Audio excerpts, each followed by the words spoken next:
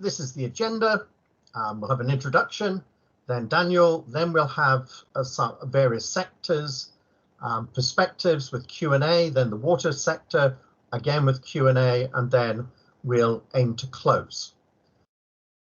So next slide, please, Daniel. So as we know, the East is a major crop growing region with a number of crops which rely on irrigation, as well as experiencing high levels of economic and housing development.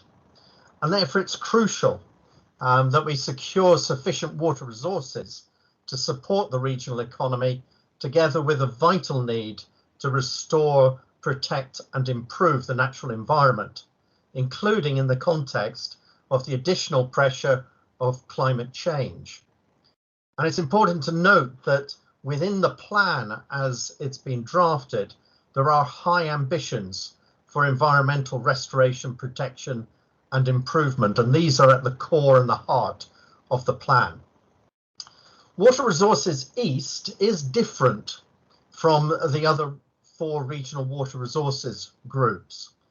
And this is the first time that regional plans have been developed for England. And within the 5 approaches that have been taken, WRE is leading the way on taking a multi-sector approach to the development of the plan.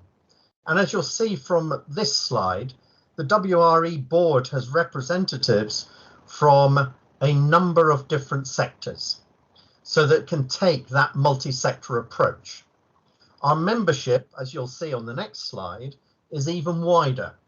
We have just now about 181 standard members who engage with us and with the process. And the plan has been developed through detailed engagement with WRE's members and other stakeholders over several years. Today, we're going to hear from people representing the different sectors involved, but we're really still only just beginning to learn what a multi-sector approach means in practice. And also, as we've taken this approach, it's highlighted the limitations in the current system. And we have asks of government and of the regulators on how that system can be improved. There's clearly much more to be done to really embed a multi-sector planning and implementation approach. The plan, as you'll see in the draft, doesn't have all the answers for every sector, but it does lay the foundations, we believe, for more detailed conversations to take place over the months ahead. And so we look forward to engaging, and as part of this event, finding out more about the building blocks of the plan, and then how we all can engage further as the plan develops. So without further ado, I'll hand over to Daniel, who'll give an overview. Thank you very much, Paul. And yeah, Daniel Johns, I'm Managing Director of Water Resources East, and absolutely delighted to welcome you all today to the launch webinar for the regional plan for the East of England. It's fantastic. We've got so many people on the call from across sectors representing the many members that Paul has talked about.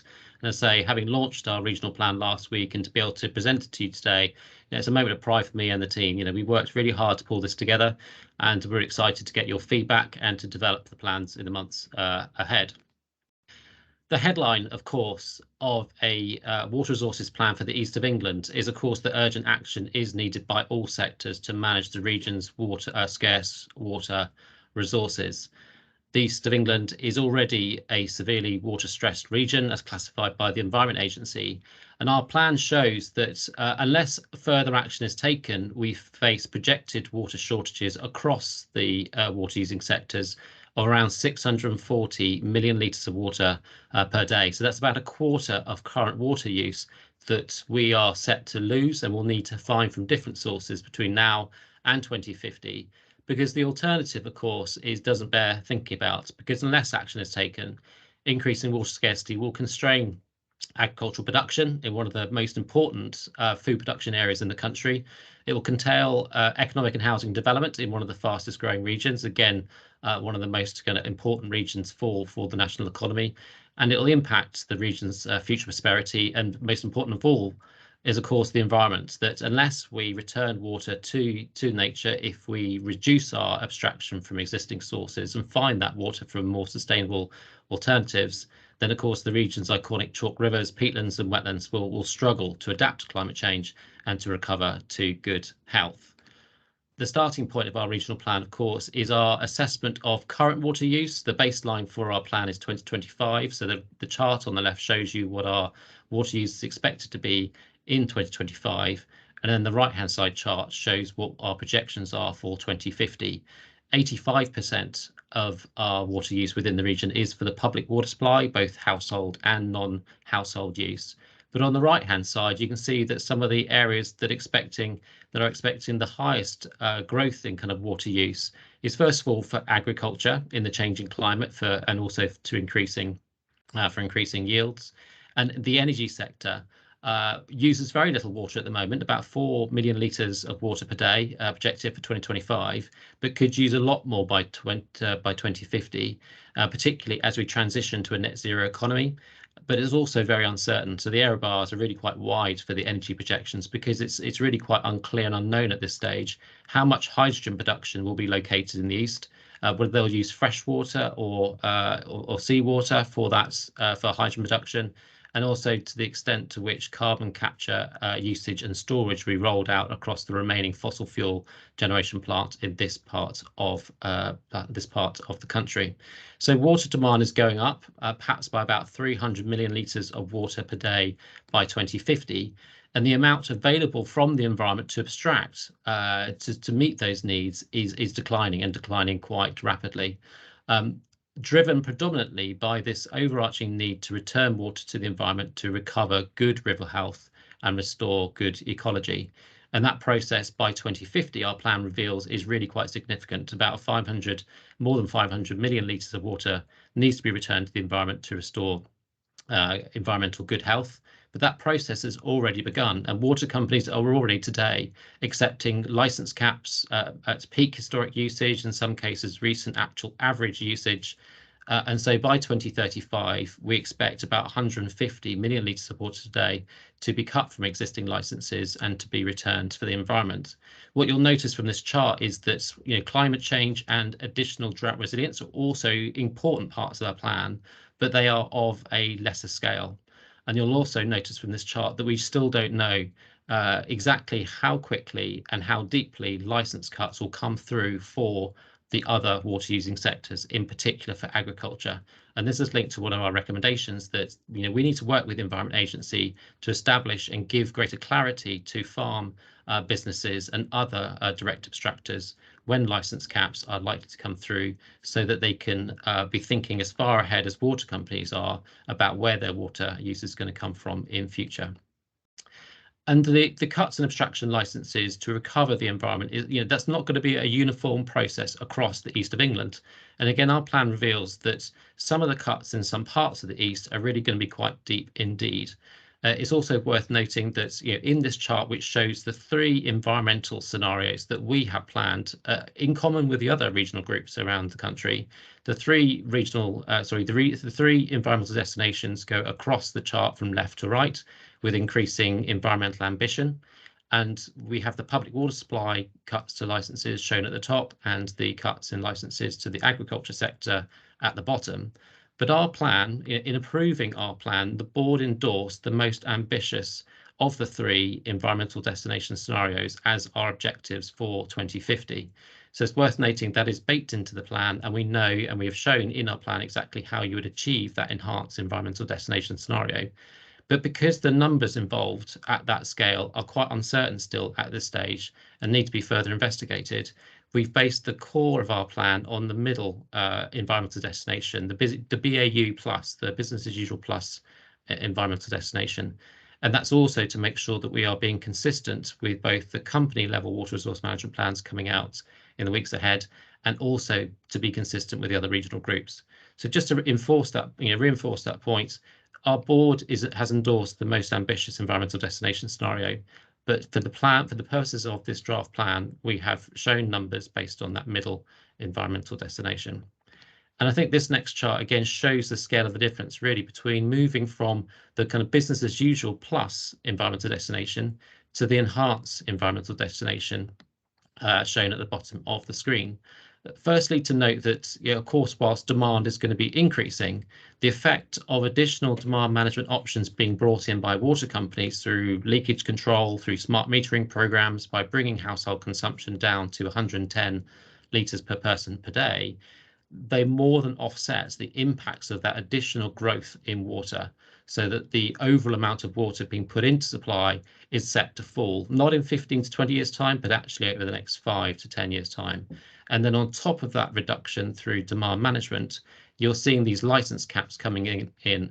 Again, not waiting until 2030 to start to impose those license caps, but starting to accept those license caps now and reduce the available water for use from the kind of mid to late 2020s, another step down in the mid to late 2030s. And then because the new reservoir projects that are part of our plan come into supply towards the end of the 2030s and by 2040, that's when you can really achieve the large reduction in license caps so that you achieve that environmental destination by 2040. And again, worth emphasising that we're not planning to only achieve that environmental destination by 2050. Our plan achieves that by 2040, along with the enhanced level of drought resilience that the government has asked regional groups to achieve. How that plan and how that deficit is met, first of all, importantly, is through demand management. As I said, about a quarter of the overall deficit is set to be met by demand management action on top of what water companies are already planning to do as part of their 2019 water resource management plans. So the chart on the right shows you how these different options stack up, starting with demand management and leakage control, involving rolling out smart meters across the region by 2040, getting to near universal metering by 2050, so a 97% metering penetration by 2050, and building upon the water companies in our region, they're already industry-leading leakage performance to get that down to record low levels. But supply side action is also absolutely necessary in order to meet that supply demand deficit. That the chart shows that you've got the smaller options coming forward through from the late 2020s. It steps up into water reuse schemes, and then the two major new reservoirs in the Cambridgeshire Fens first, and then the South Links Reservoir are really the two options that provide the bulk of the water supply demand deficit. But our plan, even based on the BAU plus scenario as shown here, you can't square the supply demand deficit unless you start to build desal. So 4 desalination plants are included within our plan, and I'll show you on the map later exactly where we propose those plants may be. As the plan builds up, and these charts again are available within the regional plan, so they're quite small on the screen, but hopefully when you look at the plan online later, you can see exactly what's happening where by when. First of all, again, to emphasise that this isn't a plan that's going to wait until the 2030s to start to deliver, that even by 2025, you will have the new strategic bulk supply pipeline in place being built today by Anglian Water. That provides the kind of the backbone really to the whole water resources infrastructure for the region going forward, to which these other supply side options start to plug into as and when they become available. But by 2030, you've got additional transfers happening between water resource zones, and also transfers happening between different company regions. So it's quite small on this chart, but just to note, this grey arrow here is a time limited transfer between Anglian Water and Cambridge Water in order to allow some of those early license caps to be imposed. So that's a 15 million litres per day transfer that hopefully in place by 2030, but could be accelerated as part of bids now being made to DEFRA. You've also, by the time you got to 2035, hopefully the Fens Reservoir starting to come into supply. So again, both the Fens Reservoir and the South Links Reservoir are part of our best value low regret plan. Our low regret options are those which make sense to take forward in any event. And again, pretty much every scenario, every conceivable combination of housing growth, demand management, climate change and environmental destination, the Fens Reservoir and the South Links Reservoir pop up as options time and again. And so it's kind of inconceivable how we could meet the supply-demand deficit unless those 2 reservoir projects are part of the picture. Also, by 2035, you've got 3 reuse schemes. This is effluent reuse schemes appearing around the East Anglia, in particular at Lowestoft, Colchester, and Southend. So this is where treated effluent from water recycling centres is put back into a reservoir or back into the environment, and then re-abstracted to be cleaned up to drinking water standard and put back into supply. Again, they are an important part of the regional picture. By 2040, we've got the South Links Reservoir, hopefully coming on stream to provide up to about 140 million litres of water per day. And we've also, by 2040, we've got desalination plants starting to appear. So the 4 plants in Lincolnshire, Norfolk, Suffolk, and Essex, again, are all really important parts of our long-term water resources story for the region, because you start to run out of road on demand management, you start to run out of road on the other supply side options. We also have just given you an update within the regional plan on some of our more catchment scale localised projects that are looking to support the non-public water supply sectors, as well as industry and the public water supply. Think about water in a more integrated way. So you'll notice these projects predominantly look at beyond just water resources, but also into water quality and flood risk management. And we look forward to taking forward all of these projects and using the learnings to inform the next stage of our regional plan when it gets published around about this time next year. We also make a series of recommendations, many of which are to government, about how the second round of regional planning should occur and be funded. First of all, there should be an early commitment to that second round of regional planning, and also that the regional groups should be funded on a properly multi-sector basis, so that we have the funding available for studies that support agriculture, long-term planning, that support navigation, energy, and other sectors, so that the next and future iterations of our plans have much greater kind of depth of evidence from it, behind it, from a multi-sector perspective. I think one of the low-grade actions for government is just to pursue as far as possible demand management actions, which help help water companies, help all sectors manage water more efficiently. And we responded today to DEFRA's consultation on water labelling to call for proposals that they've set out to be accelerated to bring in a mandatory water label on taps and showers, toilets and washing machines by 2024, really, rather than 2025 or even later. But again, as I mentioned earlier, we also need to have much greater long-term certainty for all abstractors, particularly agriculture, but energy and navigation as well, so that everyone can take a longer-term view of water resources planning. They can anticipate challenges coming down the track, and they can start to invest in alternative sources of supply where that's needed.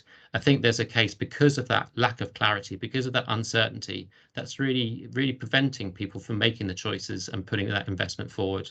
And we also, if we know that we need to investigate exactly what water needs to be returned to the environment where, that should be done once, and it should be done for all sectors at the same time. So water companies will be doing this for the public water supply over the next 5 years, but it shouldn't really cost that much more for that to be completed on a multi-sector basis. But we just need to make sure there is regulatory support for water companies to conduct those environmental studies on a multi-sector basis, and, if where possible, to incorporate water quality concerns. We also have a series of recommendations within the annexes to the draft plan that focus on the other sectors, again picking up those challenges around uncertainty and lack of clarity for abstraction licence reforms for farmers and for growers.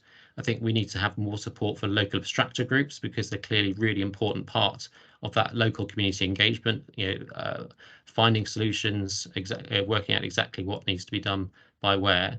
And our experience from working in the Ant Valley, where the abstractor group is going through the process with their members to apply for consents for new winter storage reservoirs, that's really quite a long process, both for the planning regime and also for abstraction licenses. So if that can be streamlined and supported by grants from DEFRA, then that would be so much the better. We also need to make sure that caps imposed on energy generators don't curtail investment in the net zero grid and in hydrogen production. We need more action from government on non-household consumption and support from regulators as part of the next round of the price review. And we also would like to see building regulations tightened up in general for water efficiency, but in particular promoting rainwater harvesting and grey water recycling. The other sector recommendation we'd like to really strongly make is for internal drainage boards, which do obviously a fantastic job in terms of flood risk management, water level management, and supporting agricultural abstractors, but their powers are quite limited, and limited really to kind of flood risk and water level management functions. We think they have a really potentially powerful role to play in thinking about integrated water management within the landscape at that scale, incorporating both water resources and carbon sequestration objectives. So we'd like to see that taken forward by the government. So there we have it. Overall, a £6 billion water security plan for East of England, countering the effects of climate change, allowing water to be found for economic and housing growth, for more agricultural production, delivering improved drought resilience by 2040, and returning a huge amount of water to the environment, starting now, but then ramping up over time. But it is a draft plan. It's open and it's out there for consultation. We've published a simple web-based form that helps collect your thoughts, around 8 questions on the screen here, just to frame your responses. But of course, any and all feedback is welcome. You can also write to us by email, or you can write to us by post as well. So we look forward to your feedback starting today, obviously as part of this session, and the closing date for the consultation is the 20th of February next year. Before we get into a Q&A session, what we'd really want to do really is hear from other people who've been involved in producing the plan on a multi-sector basis.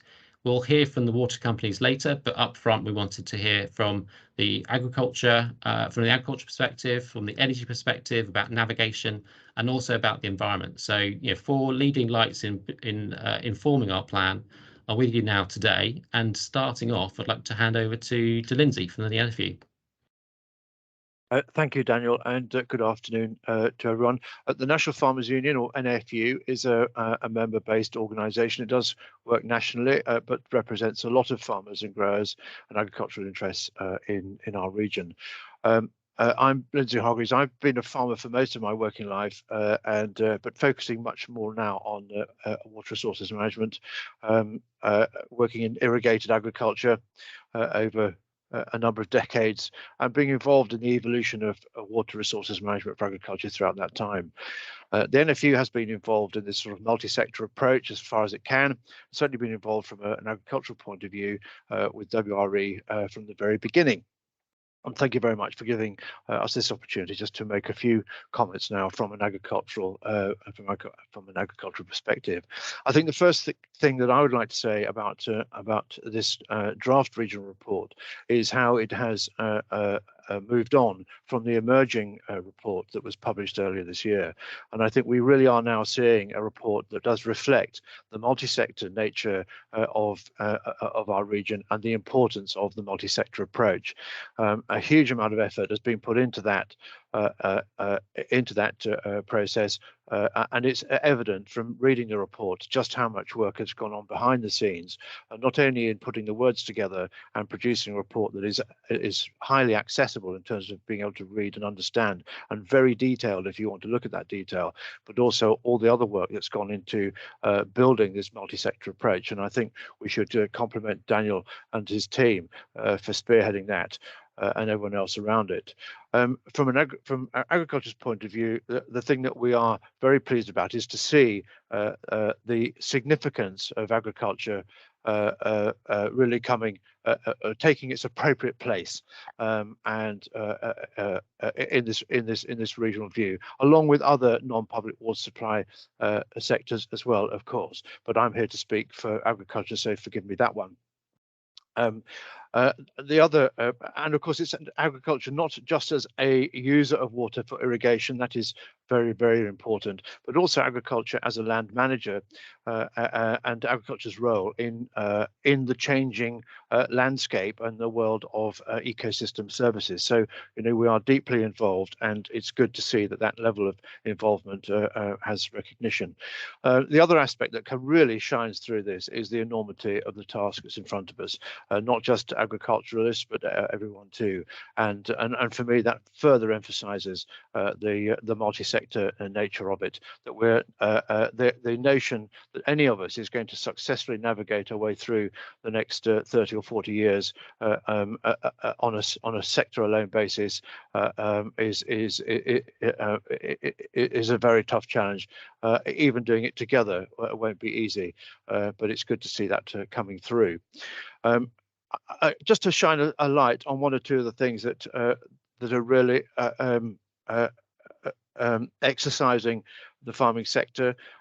Environmental pressures are fairly obvious and have been mentioned already. How do we play our part in making sure that we can recover, not only recover, but also develop the water environment to something closer to what we would all like to see, but at the same time maintain a productive agriculture.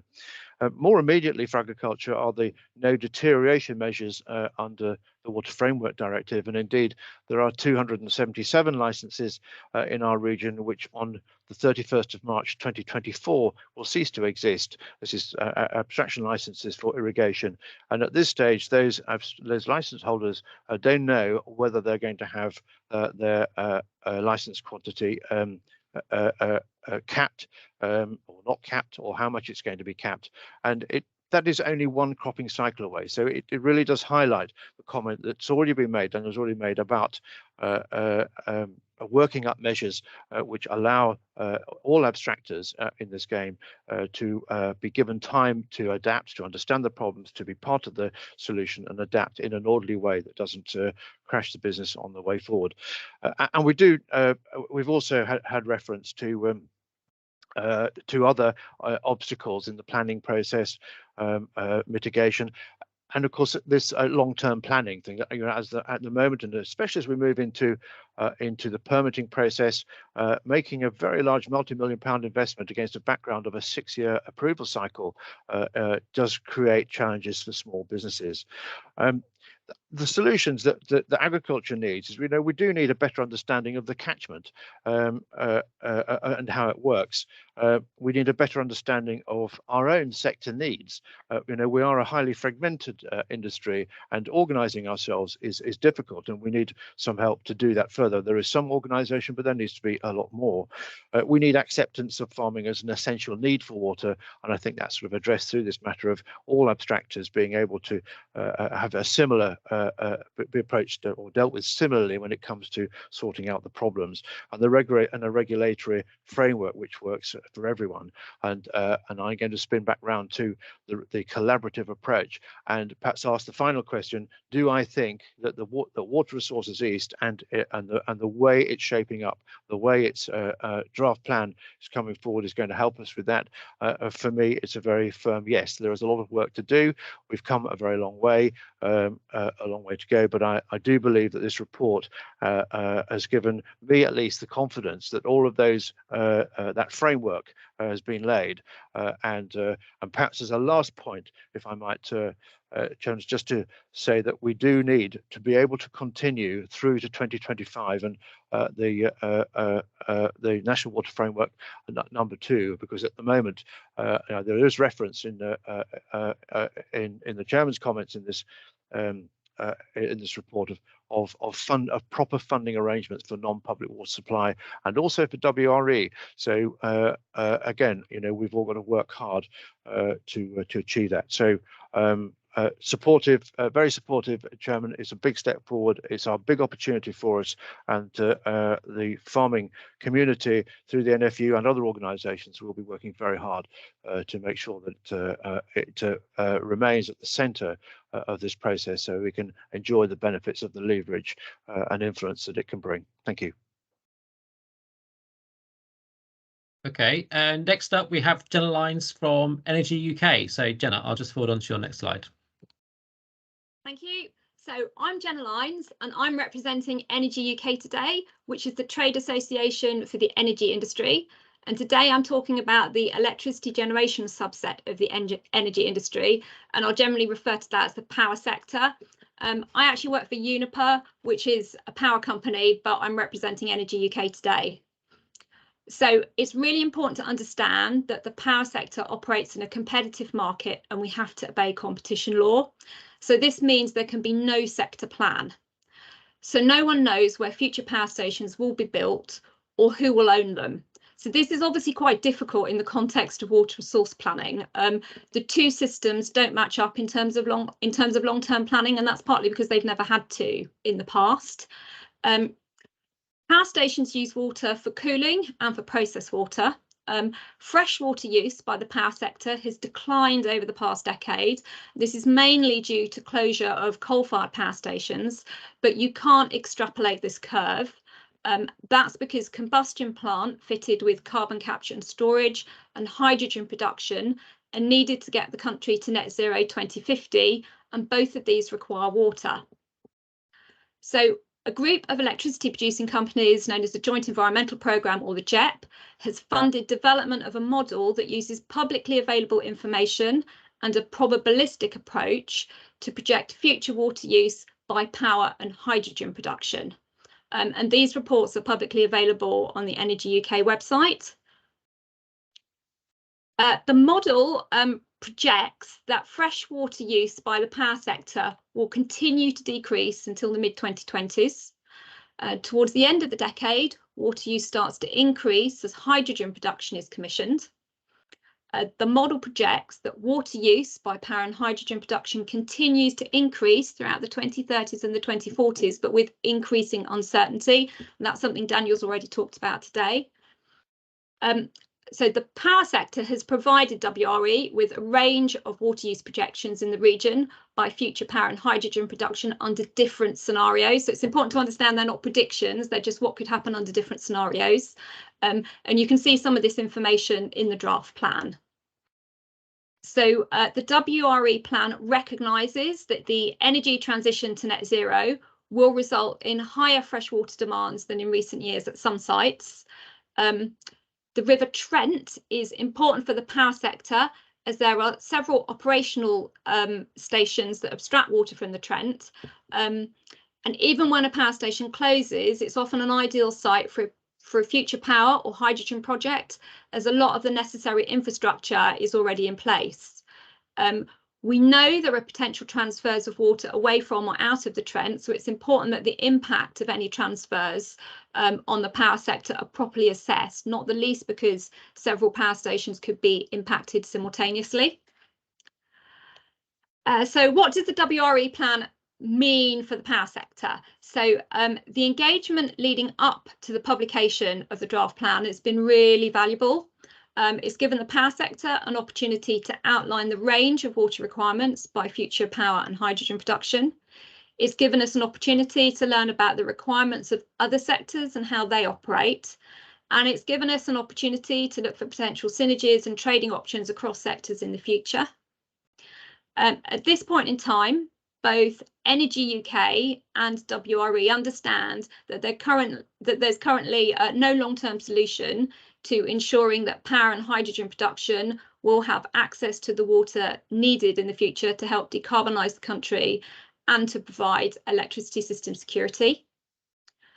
In terms of asks from the power sector, I think more assessments on future dynamics between water resources and power and hydrogen production are needed. And I know there are funding issues which have already been alluded to today, because water companies can generally only get funding for projects that benefit water companies. There isn't a multi-sector funding approach at present. We welcome government involvement in regional groups to ensure pathways to net zero are not closed through a lack of access to fresh water for power and hydrogen production.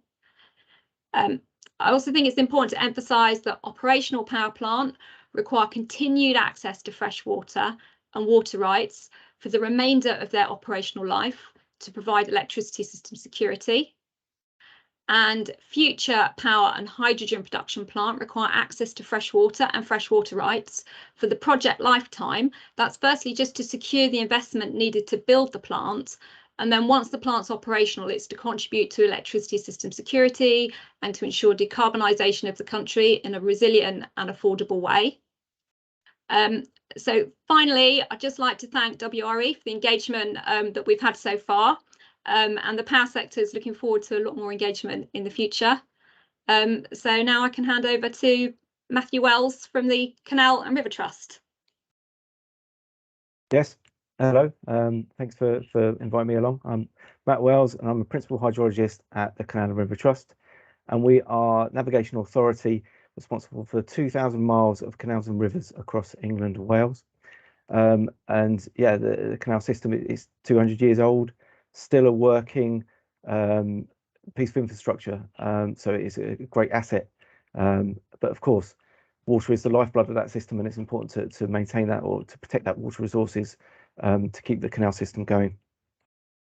So in terms of our network, the 2,000 miles, that includes the Grand Union Canal as it crosses through WRE, alongside the Leicester line and the Northampton arm, which terminates into the River Nene. So the Grand Union, that canal system, it crosses over WRE, the Great Ouse catchment and the Nene catchments. Our navigation system is a highly complex conjunctive canal water resources system. So as we're not a water company, we don't have to produce statutory water resources plans to plan for our water resources resilience and reliability. However, we do produce our own water resources strategy documentation, which is available on our website. And this is, or what got on the slide here, is one of our strategic actions where we work collaboratively with key partners to improve or find opportunities to improve water resources resilience.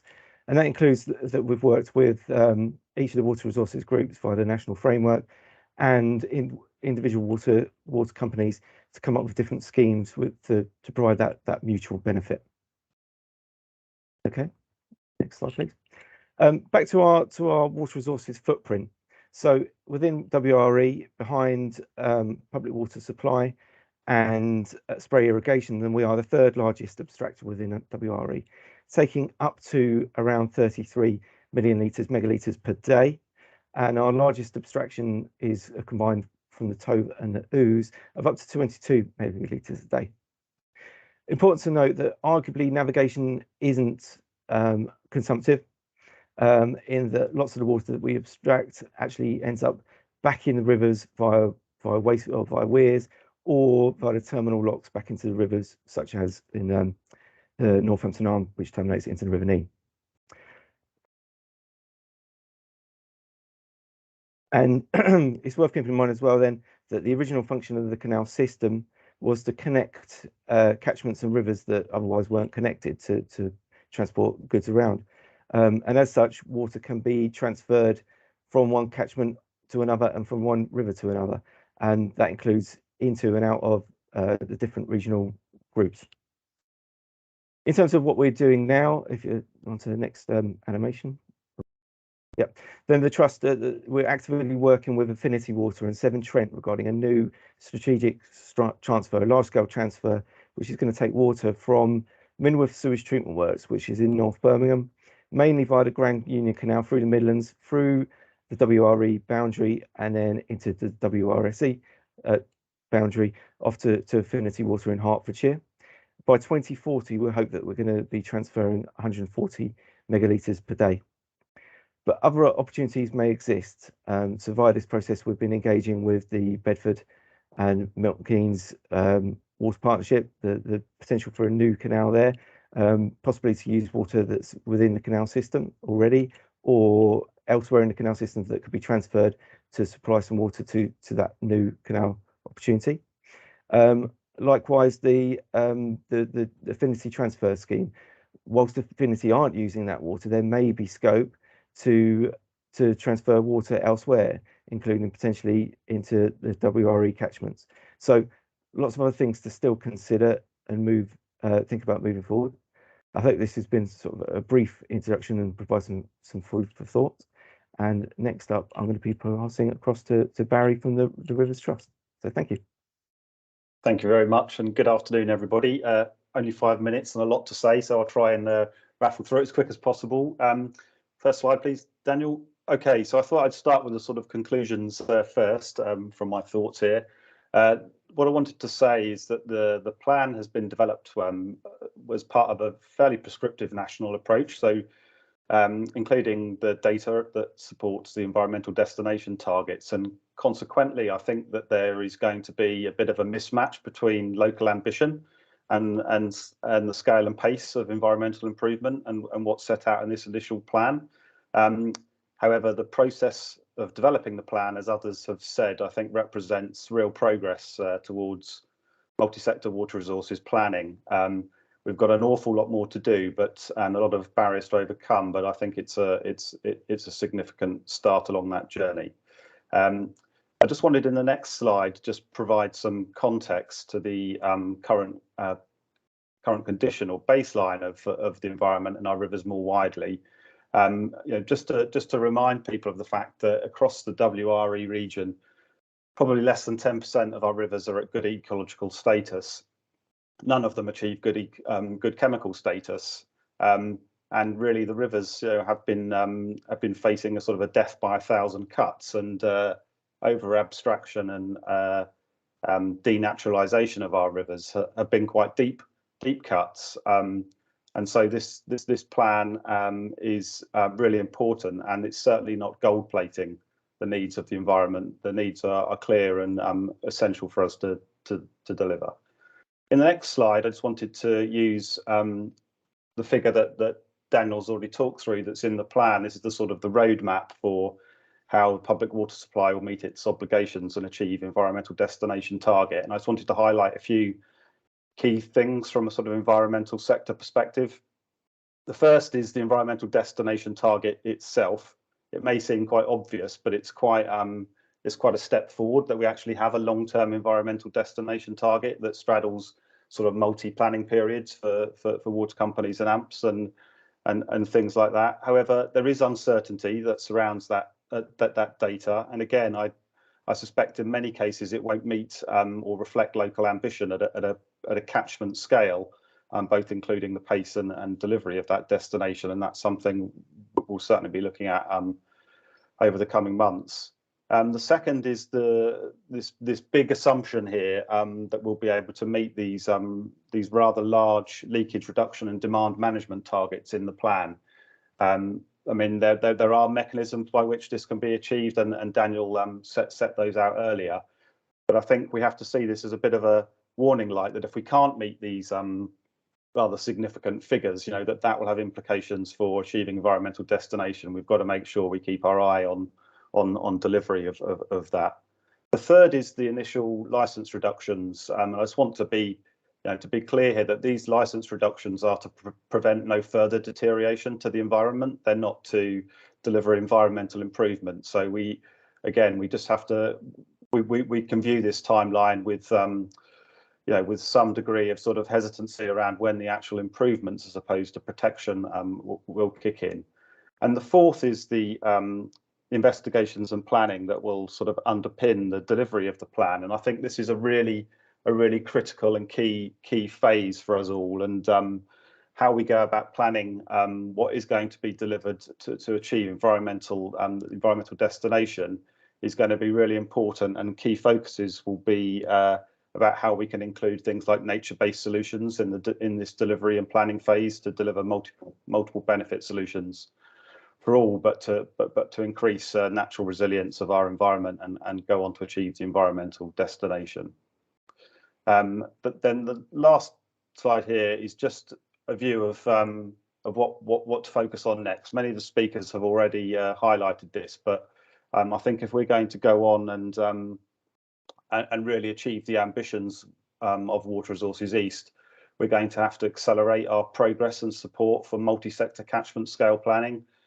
I think all of the speakers have highlighted how important or how essential it is that we do this on a multi-sector basis, and the catchment scale is the scale that is most meaningful to many of us, particularly the non-public water supply sectors. As I already mentioned, we need to really focus on the adoption of nature-based solutions and how they can be part of the wider solution to securing the regional resilience of water supply and ecological resilience.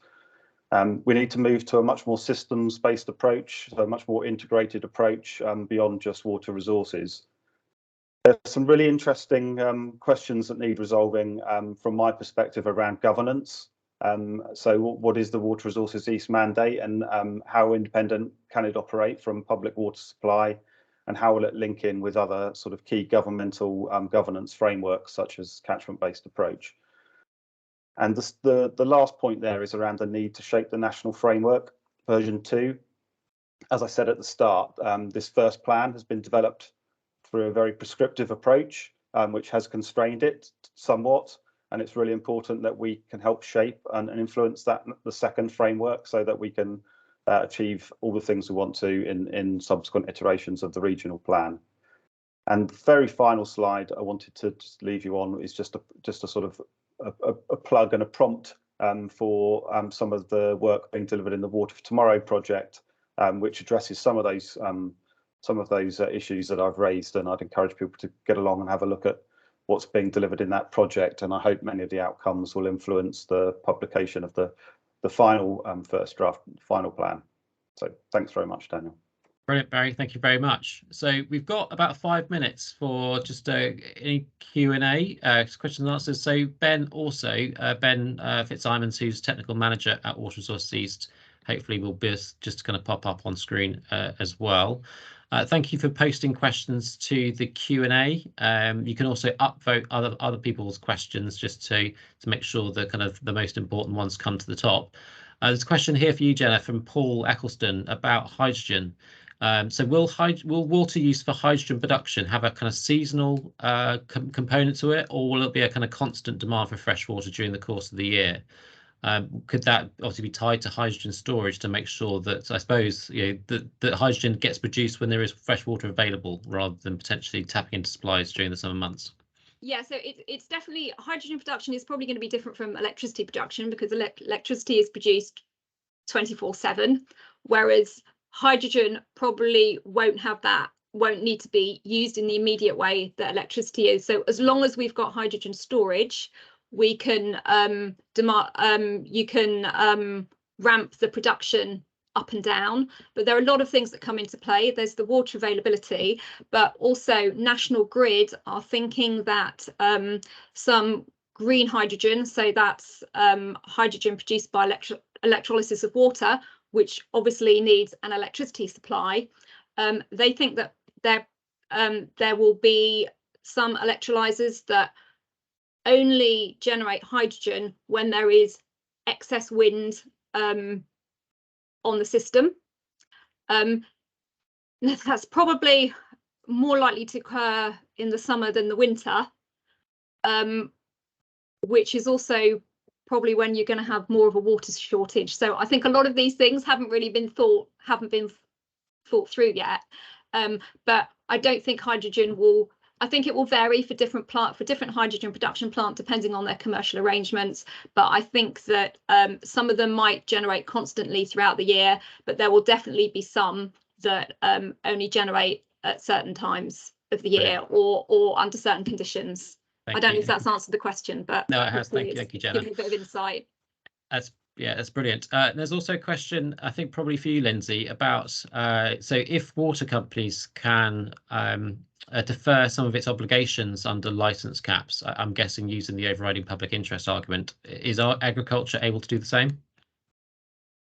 Agriculture, as I understand it, doesn't have the same option, the overriding public interest. I'm told that even water companies find it difficult to make that one stick, but nevertheless, it is an option that's available to them. It is not available to agriculture. Now, the agency so it does its best to give abstractors as much notice as it can. But I think I wouldn't embarrass anyone by saying that that's an imperfect process.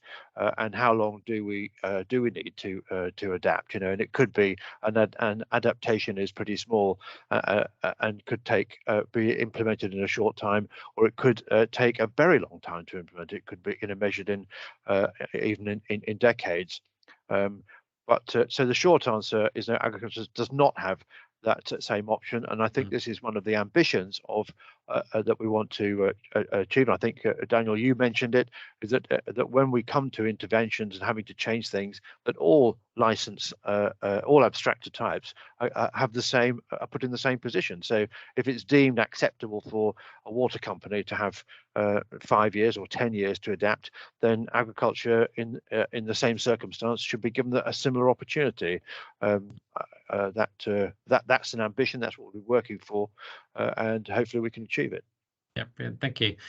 Just with Ben, with you on the call, there's a question here from Archie Ruggles-Bryce about the options within our low regret plan are chosen predominantly on the basis of the public water supply benefits. How much capacity, how much water they can provide to the system, but they're kind of selected in order to optimize against a range of wider public value and environmental benefits. Just wanted to explain that process, I suppose, how we know our plan is low regret, and how does our public water supply focused core plan benefit the other sectors, and how those options have been selected.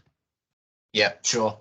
So the kind of these large strategic schemes that you've seen mapped out along the lines of reuse, desal, and the options that are arguably more public water supply facing and will resolve those public water supply issues over the planning period. They've been informed by a particular type of model, which we won't detail now, but that has taken a subset of options that we have tested against not just a core scenario of BAU plus, or a core climate change scenario, or a core demand reduction scenario. It's been tested with our regional simulator against a whole wide range of future scenarios. So that takes a full range of potential climate change severity scenarios, the full range of environmental destination scenarios, etc., etc. But not only that, for public water supply, it's also worked in the context of non-public water supply demands within those catchments. So when we've run those options through those wide range of future scenarios, we can start to explore how frequently a particular option might emerge as part of a robust portfolio. So the South Links Reservoir and Fens reservoirs, for example, appear in pretty much 100% of those future scenarios as a really important core of the plan. Whether we go big on environmental destination or scale it back in some catchments, or whether climate change ends up being more severe than our core assumptions might currently take it. So that's one aspect of it. And the other thing to bear in mind is, whilst the second part of our modelling looks at kind of sequencing these strategic options, that regional simulator that we have that works in a multi-sector context not only tracks the cost of the programme and deliverability and the lead times, it also tracks a number of metrics associated with the outputs of our integrated environmental assessment. So that includes assessments, an option level and a plan level of biodiversity net gain, of negative and positive impacts through the SE, the strategic environmental assessment process. And so by bringing all those metrics and those multi-sector demands into our early simulator work, it gives us the confidence that the options at a strategic level that then get taken forward to inform public water supply plans can be considered within something that isn't just looking at cost. It's not just looking at public water supply, it's been informed by a much wider set of criteria. Yeah, that's useful. And it just, again, reinforces that our plan is a kind of best value plan, not just a least cost plan, because it's delivering much greater benefits against a range of different multi-sector objectives. And the search metrics and the tracked metrics that Ben was talking through are listed in our plan.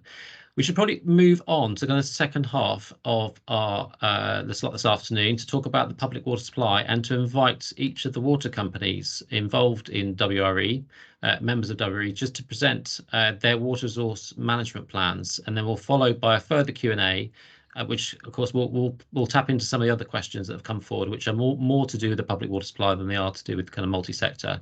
So I'll save those up for later. But first up is Jeff Darch, who's going to talk about the Anglian water source management plan. Brilliant, thanks Daniel. Good afternoon everyone.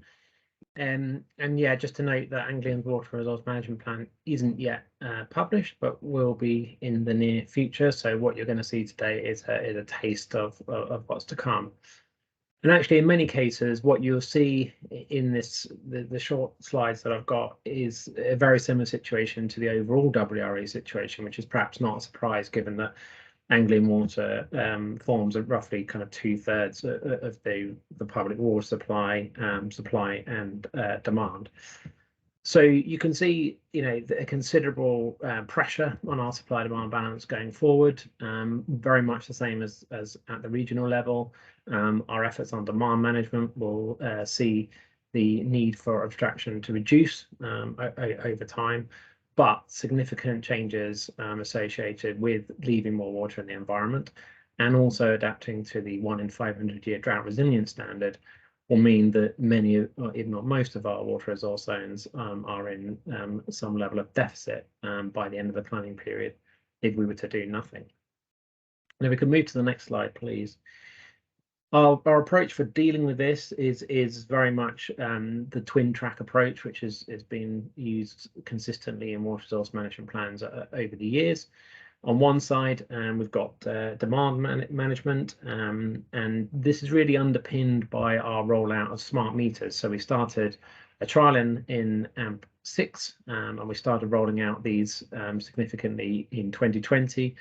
And around 20%, just over 20% of our entire customer base now has a smart meter. And this is really providing a lot of insight into how customers use water, but also where reductions can be made. So, for example, internal plumbing losses, and also customer supply pipe leakage, which actually forms a quarter of all leakage.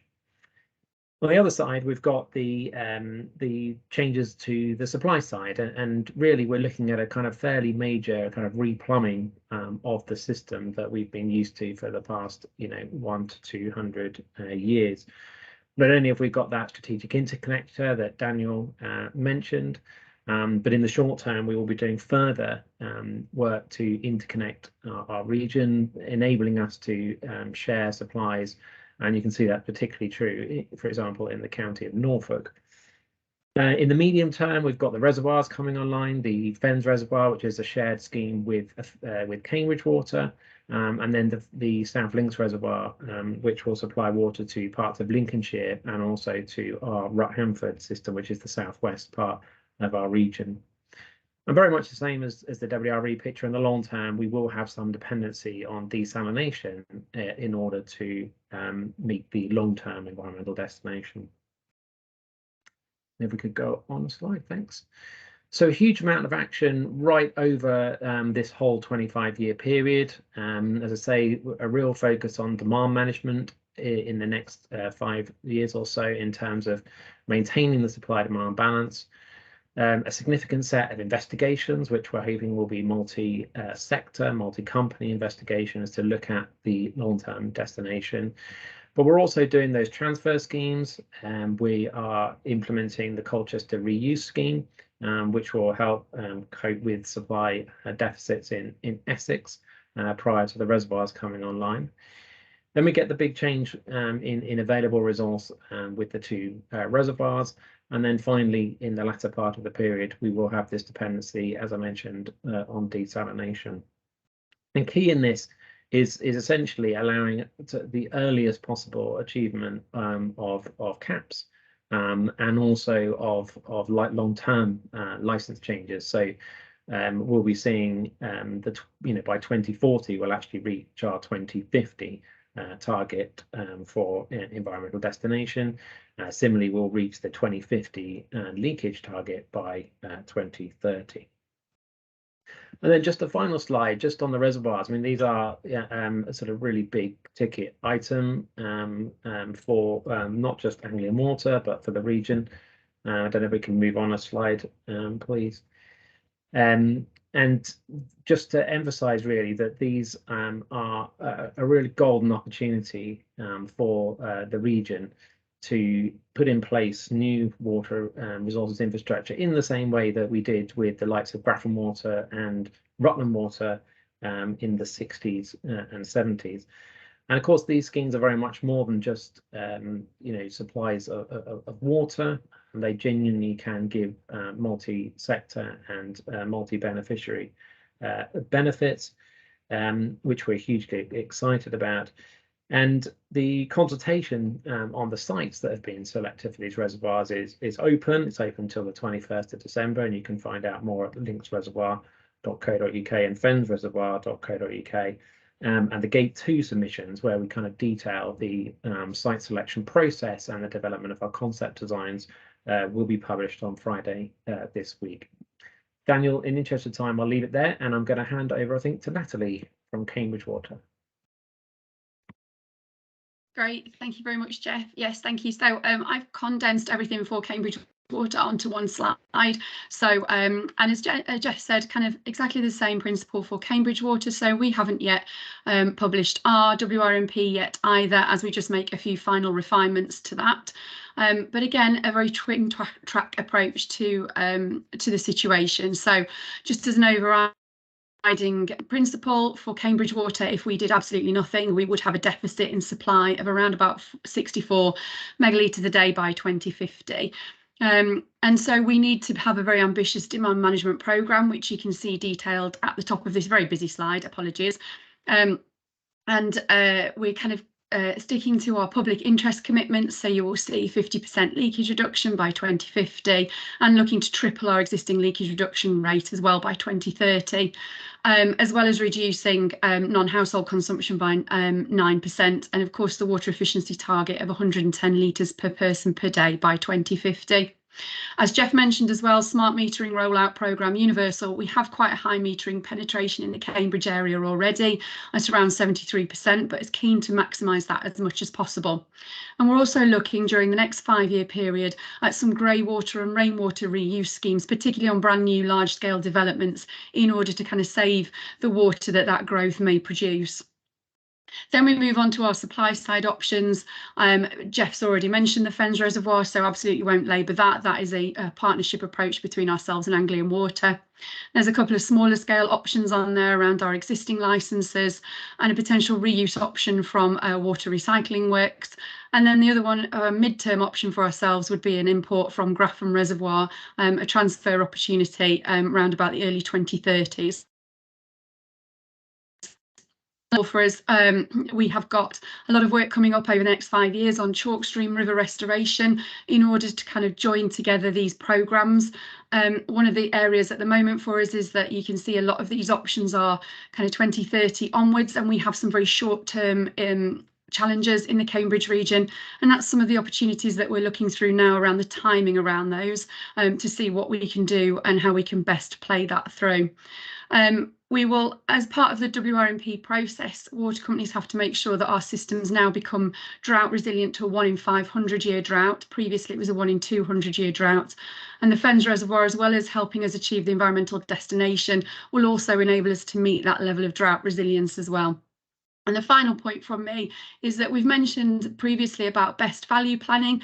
Of course, we have customers at the end of this, and we have to check affordability and acceptability as well. For a Cambridge Water point of view, our best value plan is the same as our least cost plan, which is great news for our customers, but also great news for the environment as well. Thank you very much. That's everything for Cambridge, and I'm going to hand you over to Liz from Essex and Suffolk Water. Good afternoon, everybody. I'm the Water Resources Team Manager at Essex and Suffolk Water. Just take you through a couple of slides from us this afternoon. We've got 2 main areas we supply, the southern area of part of Essex, and then we have 3 water resource zones in Suffolk and covering into Norfolk as well, around the Great Yarmouth and Lower Stafford area. Under our baseline forecast, we have deficits in all of our water resource zones across the 25-year planning horizon, and that is driven by abstraction licence, sustainability reductions, environmental destination licence reductions, new requested non-household demand for us, particularly in the Suffolk area, and climate change as well. In Essex, due to our demand management options, these restore our surplus under a 1 in 200 year drought, so we don't actually require any new major supply schemes in the Essex water resource zone. However, in Suffolk, we are forecasting the need for some new supply schemes there, which I'll detail on the next slide. So just to talk about how we are saving water, so our demand management work, we have 3 strands. At the heart of our demand management strategy is compulsory smart metering. This helps us find and fix leaks in our network.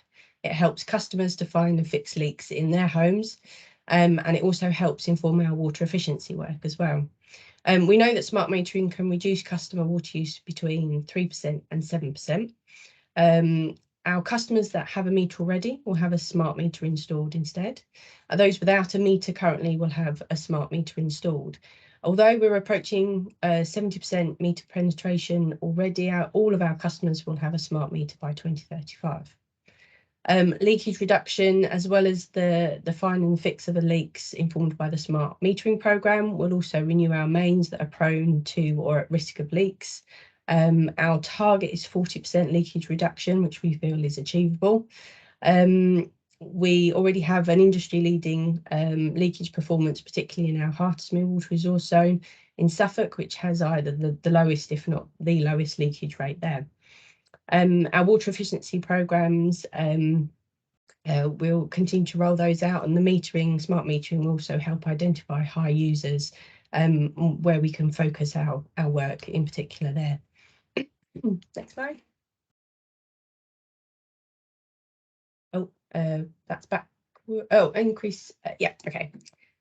So increasing supplies. So as I mentioned, that we are going to need new resources in our Suffolk water resource zones. In our preferred best value plan in AMP8, we're looking at strategic network enhancements. So that means sharing the surplus we have in our northern area with the two southern Suffolk water resource zones. That's essentially laying sort of two pipelines to connect the three zones together. So we've got more flexibility moving water around. In AMP9 into 2032, we are planning a water reuse scheme in Lowestoft. That will support our abstraction on the River Waveney, our existing abstraction there. This option we can build the fastest, basically, to meet forecasted deficits. And then later in the planning horizon in AMP 10 and 11 to meet environmental destination licence reductions, we're looking at developing a water reuse scheme in Caister, which would provide additional resource to our Ormsby water treatment works near Great Yarmouth. And then later in 2045, a North Suffolk winter storage reservoir. So smaller than the Fens and the Lincolnshire reservoirs that Jeff mentioned in the Anglian Water Plan. Yeah, so that later on to meet environmental destination. Next slide, please. We do have an alternative best value plan, so an adaptive pathway to move us onto that alternative plan, which is slightly different from our preferred plan. Essentially, it's same options, but in a different order. Although in our preferred plan, we're planning to build Lowestoft reuse first, what we would actually like to do is develop the North Suffolk reservoir first, as we feel that's more sustainable from an energy and carbon perspective. To do that, we're going to progress the detailed design phase of both Lowestoft reuse and the North Suffolk reservoir now, so that we are essentially construction ready by 2026, which will be the decision point for us to decide which scheme we can take forward. We are keen to get feedback from customers and stakeholders on our WRMP, and in particular their thoughts on this alternative plan to deliver the reservoir first. So please do submit your thoughts as part of the consultation process. We're in a similar boat to Anglian Water. We haven't quite yet published, but we will do in the next few weeks, and all the details regarding how to submit your response will be on our website. So I'll hand over to Claire at Affinity. Hi everyone, yeah, Claire Carlow from Affinity Water. Just to sort of explain a little bit about the area we operate, the majority of Affinity's area actually isn't in the WRE regional plans. So of the catchments that you can see there, sort of Stort and the group downwards and actually Dower are all in Water Resources South East, and it's Brett, so the sort of limey green coloured catchment there that is in the WRE region. We are actually out at consultation on our WRMP, so I have put the link there to the consultation. Our consultation closes on February the 20th, so we would love you to go and have a full read of our plan and take part in that consultation. Next slide, please. So just sort of where we are, I'll probably go to the right hand of the slide first. The deficit that we're actually looking at is pretty significant, and the majority of that is actually in that what we call the central region, so the region that's in WRC's area. Between the different kind of futures, we're somewhere between 167 million litres in deficit up to potential 449 million litres in deficit as we go forward to 2050. So very significant deficit in the Affinity area. And as a plan, we've got kind of three strands really to the plan. Like most of the water companies have already explained, a really high level of demand management in the plan that looks at leakage, smart metering, changing, you know, our customers already metered over to smart meters by the end of the period, and achieving the 50% leakage target that's kind of been set out for the industry. There is the mains renewal that does come in actually towards the middle of kind of the 75 years, so and that's to address some leakage as well.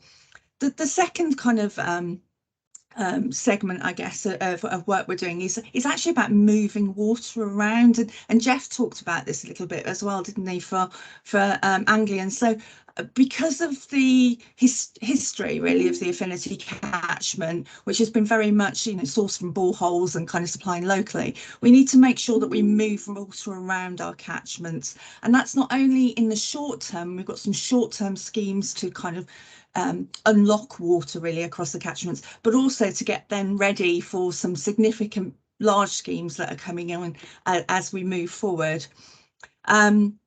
And so that's the third rung really, that these large significant schemes. So early on we're doing some small adjustments. Actually Brett is going to take a little bit more water from the Ardley Reservoir that we share with Anglian Water in the early term.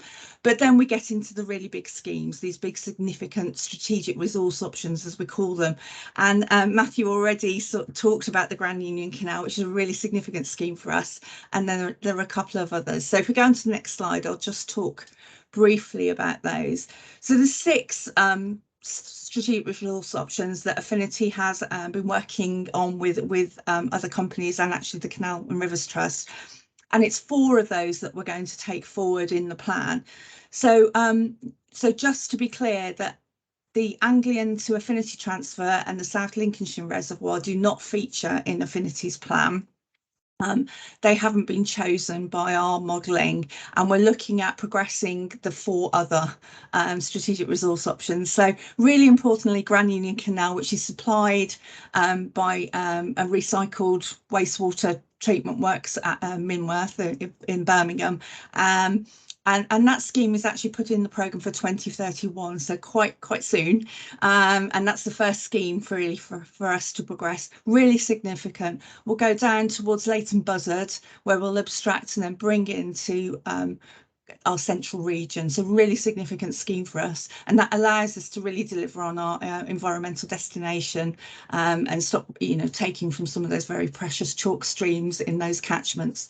The second kind of group of schemes are the Thames to Affinity transfer, which is potentially either sourced by a new large reservoir in Abingdon, which we call the strategic, the Southeast Strategic Reservoir, or there's a potential also for that to be sourced by a reuse option in the Thames region.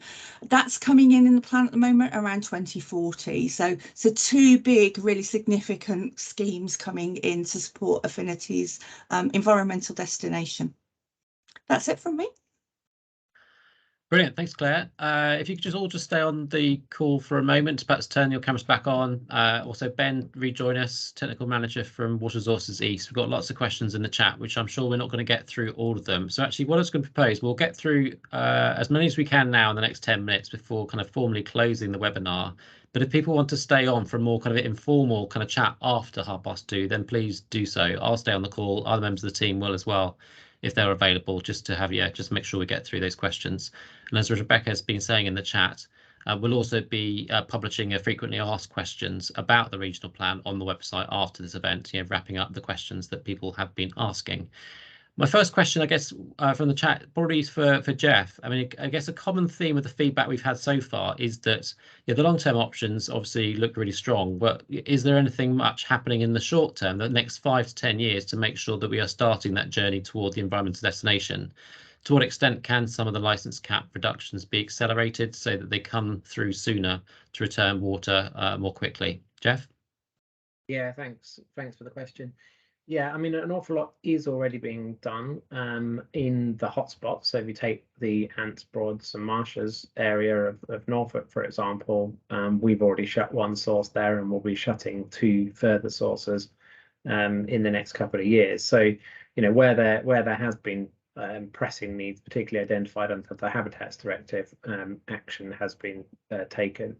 And further action will be taken, you know, in relation to our WINEP programme over the next few years, and indeed for in AMP8. I suppose the other thing that we just need to recognise here is that the environmental destination scenarios that were sort of started by the Environment Agency and refined by the regional groups, they really are incredibly preliminary, and the consequences of them run into billions of pounds. And so there's a kind of due diligence angle here. It would be quite remiss of us, I think, as water resource professionals, to simply just adopt those numbers without taking time to put it through kind of proper scrutiny.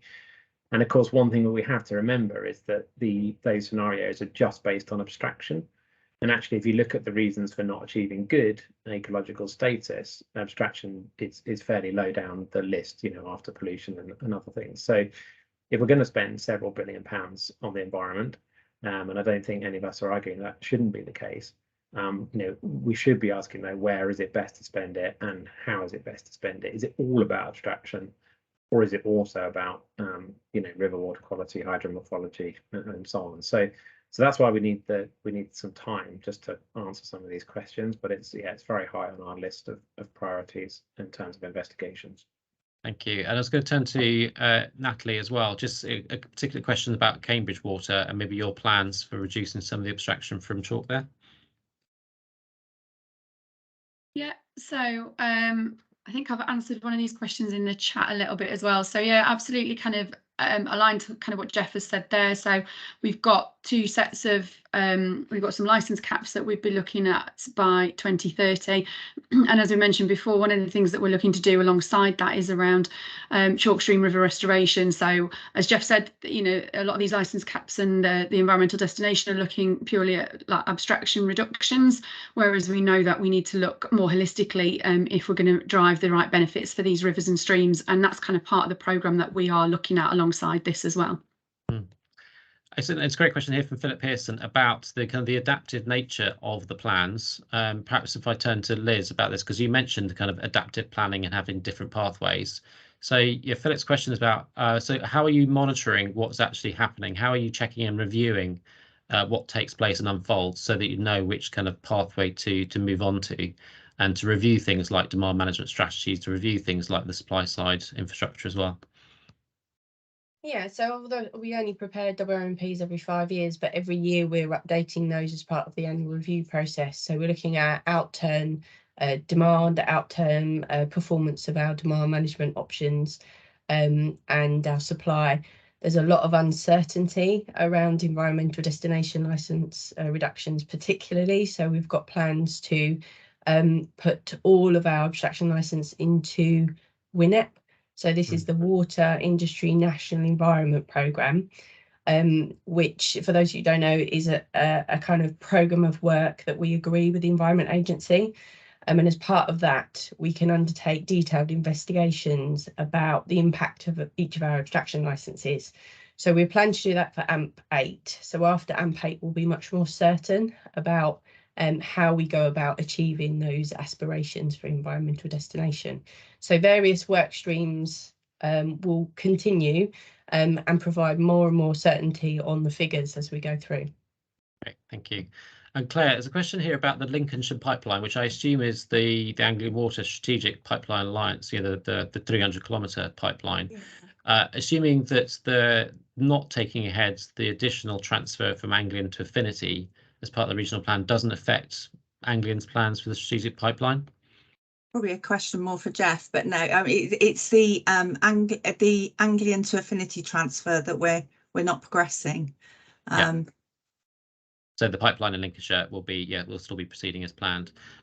Question for Ben. So some of the scale of the demand deficit, the supply demand deficit, has changed quite considerably since the emerging plan came out. So it's a question from Tim Darby. So how can we be confident? First of all, why has the big supply demand deficit dropped from about 1.2 billion litres to now about 600 million litres, so about halved? And how can we be more confident now that the number is more robust? Yeah, thanks. It's a really good question, so thanks for that, Tim. So I mean, first and foremost, these numbers we're always going to change as our work on each of the options and each of our analyses of the impacts of climate change and the environmental destination kind of evolved through the year. So I would expect some of these numbers to shift as we move through the next few months and even the next few years as investigations that have just been described take place. But I think what's important is that as we look back to the numbers that were published in the emerging regional plan, was that they represented really like an extreme upper bound. So I think if you look back to it, you'll see a table where we presented upper and lower ranges on each of those, reflecting the uncertainty in demand forecasts, etc., etc. And if we take each of those individually, you can see how in some cases they've changed a lot based on the recent work we've done. In other cases, the range still falls somewhere within that. So just to give an example, in the emerging plan, our environmental destination estimates for the impacts on water available for use ranged from around 790 million litres per day to 1,300 million litres per day. Now that range has now shifted down to 490 and to 906, so we're still in the ballpark, but you can see that we've been able to squeeze the error bars down on that through engagement with the water companies, through engagement with the Environment Agency, and that's kind of refined our position on it. Overall, if we take each of those drivers that builds up, that creates a deficit, climate change, environmental destination, population growth, etc., it's rarely appropriate to create a simple addition of those numbers. The way the water resource systems work is that there's a risk of double counting, and the reality is that whilst the individual numbers represents the upper range, it was inappropriate to simply sum them, and that caused this issue of potential double counting. So the number we've produced now, which is around 600 for a public water supply and around 640 million litres per day for a multi-sector deficit by 2050, we have much greater confidence now that that's removed any double counting issues. And it's pulling in those error bars and helping us focus on a much more likely best available information forecast for the future. So hopefully that explains it. It does. Thank you, Ben. One last question, I think, before I hand back to Paul to wrap things up. But all four companies obviously heavily rely on demand management action. So that fulfills about a quarter of the projected deficits. Perhaps turning to Jeff, because a large part of this is about smart metering, and I think Anglian Water's probably got the most experience of rolling out smart metering. How can you be confident that the demand management savings that you've included in your plan are real and will actually occur in practice, or are you just postponing more investment in supply side measures? Yeah, thanks, Daniel. Yeah, it's a really good question. I think one of the differences that, with smart meters, so most of our customers are on normal meters already, and are paying measured charges. But when we've seen customers switch over to smart meters, there is an additional behavioural change saving, but that's not huge. And actually, the bigger savings that we're seeing by far are associated with effectively infrastructure fixes that occur either in people's homes, so they're fixing leaky loos when we notify them of those, or customer supply pipes. So essentially, the bit of pipe that goes from the water meter to the stop tap in your kitchen, for example, that is actually a customer's responsibility. And the real value of smart meters is that we can detect when and in some cases where those leaks have occurred, and customers are fixing those within the kind of window that kind of we're expecting them to do. So these are fixes that will have some permanence. They might not be forever, of course, but we certainly think that they'll last for many years. And therefore we've got a lot more confidence that those numbers will come through, rather than just expecting customers to reduce their shower use, for example, which is obviously important, but can kind of go up and down. Brilliant. Thank you, Jeff, and thank you all of you for presenting your plans today, and look forward to those coming out the next couple of weeks. So back to Paul. Thank you very much, Daniel, and I'd like to thank on all of the participants' behalf, all of the presenters, for being really clear in their presentations and explaining and providing some further background to the various plans and the various aspects of the different plans. And I hope that you've all found it a well worthwhile experience and good use of your time. As it says here, please do respond to the consultation. There are various ways that you can do that, online, by email, by post, as Daniel outlined earlier.